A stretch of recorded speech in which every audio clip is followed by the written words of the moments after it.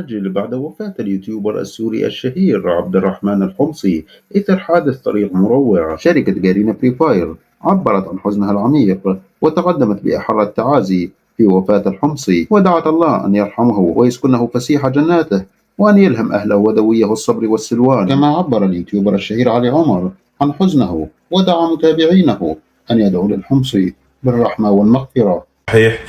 اليوم تأكدنا أنه عبد الرحمن يحيى الحمصي توفاه الله هو ومجموعة من أصدقائه بحادث سير، فأتمنى منكم جميعا أنكم تدعوا له بالرحمة، الله يرحمه ويجعله من أهل الجنة إن شاء الله.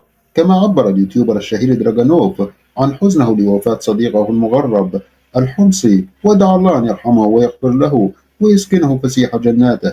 وأيضا كتب اليوتيوبر الشهير BNL إن لله وإنا إليه راجعون وفاة أخونا الحمصي ودعا له بالرحمة والمغفرة. كما عبر اللورد أحمد عن حزنه العميق لوفاة صديقه الحمصي، والكثير من المشاهير مثل درعاوي وغيره عبروا عن حزنهم وتعازيهم لوفاة صديقهم الحمصي. يذكر أن الحمصي توفي يوم أمس الجمعة الموافق 24 مايو 2024.